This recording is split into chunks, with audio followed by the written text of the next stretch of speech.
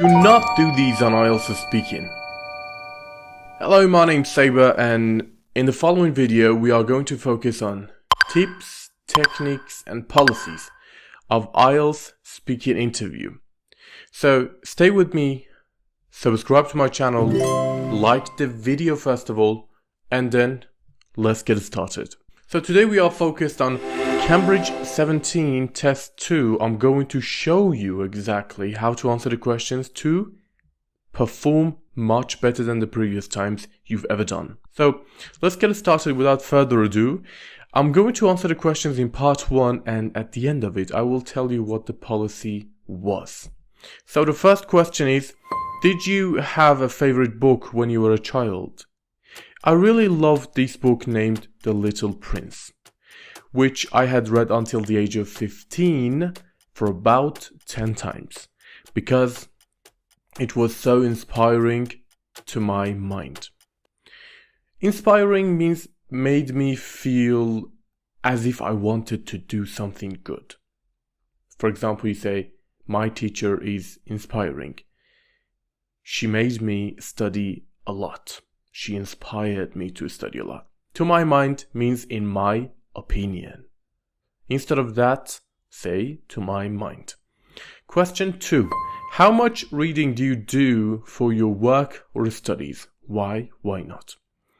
I almost study every day for both work purposes and out of interest. I'd say probably an hour for both. And it's due to the fact that I care about improving. Work purposes means in relation with work.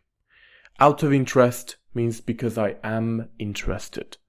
I'd say probably. It means almost. It's due to the fact that means it's because of the fact that. Question 3. What kinds of books do you read for pleasure? I mostly read books which can help me improve my management skills, business skills and communication skills, because I find these 3 so vital to be good at. Vital means very important. Good at has got a point, let me tell you.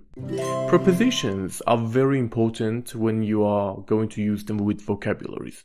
This is almost the most challenging part of learning vocabularies, because prepositions can have different meanings. For example, good at, excited about, interested in, right?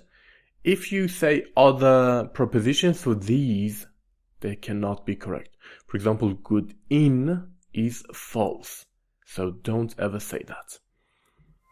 Question 4. Do you prefer to read a newspaper or a magazine online, or to buy a copy? Generally speaking, I don't keep up with the news that much, and newspapers and magazines are out of style thanks to technology, so I might check the magazines online. I don't keep up with means I don't follow step by step. Out of style means old-fashioned, and thanks to means because of. So, this is the end of part 1. The point is, answer the questions in short. Do not come up with long answers. This is a mistake, because you are going to need more energy for part 2 and 3. Be careful. So, let's now go for part 2. So here we are with part 2 of Ielts speaking. This part is going to be challenging because you have to manage your time, to think about the topic for 1 minute, and to talk about it for 2 minutes. So this is very important. So this is the topic. It's about describing a big city. Take a look at the topic and test yourself. Then watch my answer.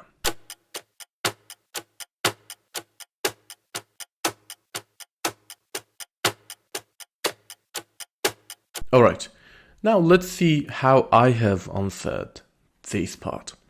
Let's talk about a city I've always wanted to visit.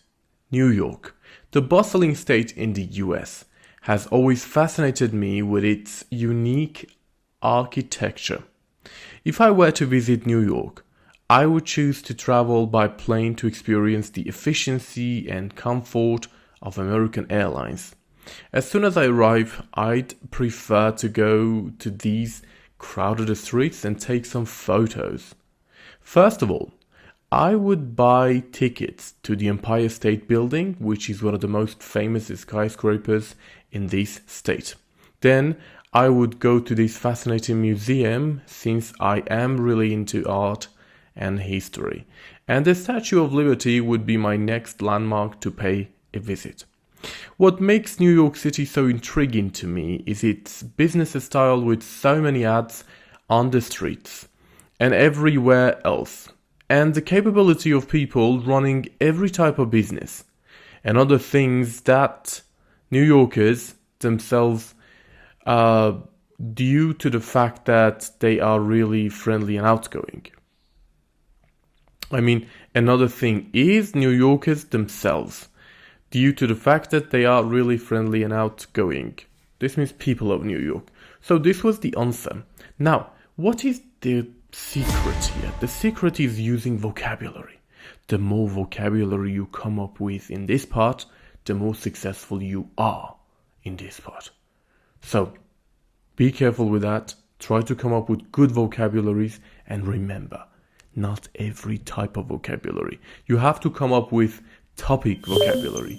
Vocabularies that are related to talking about this place. Thank you. So let's now go for part 3. There we are with part 3. This part is going to be challenging. So far, you should have kept your energy for this part, because it's going to be more challenging. Let's now dive into the questions and answers. Question 1. What are the most interesting things to do while visiting cities on holiday? I'd like to name 2 things that I really care about visiting cities on holiday. First and foremost is exploring local or historic landmarks, and second is trying local food, which I find amusing, because I'm a big fan of food. First and foremost means the most important thing is landmarks are places that are famous in one city or country. Let me tell you a very important thing about a beautiful expression. Find something or somebody plus adjective. For example, before I tell you an example, what does it mean? It means I think somebody or something is plus adjective. For example, instead of saying I think trying local food is amusing, you can say I find trying local food amusing. Or instead of saying I think English is interesting, you can say I find English interesting. Now, question 2. Why can it be expensive to visit cities on holiday? Nice question. Cities can be expensive to visit due to high demand for accommodations. And nowadays, booking a hotel room can cost an arm and a leg. For instance, the last time I traveled to an island, booking a hotel room cost me $1,000 for 3 nights. Accommodations means places to stay, like hotels, motels, inns, anywhere. Cost an arm and a leg is an idiom.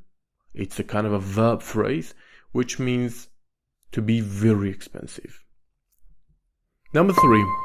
Do you think it is better to visit cities alone or in a group with friends? Talking of which is better, I'd say both have priorities. When it comes to a married person, they have no choice. Family comes first, but on the other hand, single people are free to choose either. In general, both are good. Talking of means when we talk about. When it comes to has got the same meaning as talking of. Question 4. Why have cities increased in size in recent years? Cities have grown in recent years due to factors like rural to urban migration, and increased job opportunities. Recently, I have got acquainted with some people who told me they had recently come to the capital of the country only because of job vacancies, and some were fed up with villages. Rural to urban migration means people coming from villages to cities. We call this migration rural to urban migration. Job opportunities means chances to find jobs. Get acquainted with means make friends with.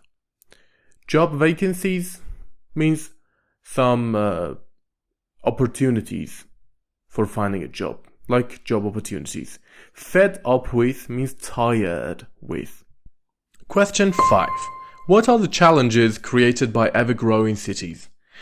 Two most important challenges that these cities will face are traffic congestion and increased pollution. Nowadays in my city, traffic congestion has increased and cannot be controlled. And due to the traffic jam, the air has been terribly polluted. Congestion and jam means too much of. Like traffic congestion means a lot of traffic, or traffic jam. Terribly is a strong word to say very or really. For example, terribly polluted, terribly sorry. Question 6, the last question. In what ways do you think cities of the future will be different to cities today? The very first difference is that future cities will have been more crowded by 2040. I also think public transportation will be much more developed than what it is, which I think will be a big change. The last but least, deforestation might cause a big problem. Deforestation means cutting trees. Forest, jungle. Deforest, no jungle. Deforestation is the noun form of that. So, this is the last part of this test. And thanks for watching, but let me tell you something very important. The secret to doing well, very well, on this part is to use the technique I'm going to tell you. ORE means opinion, reason, example. This will definitely help you with a better function. When you just come up with your opinion, support it by a reason, and then support the reason by an example. This way you won't have to speak much more and you won't make more mistakes. That's all. Thanks for watching, subscribe and like my video, and really I thank you for watching this video.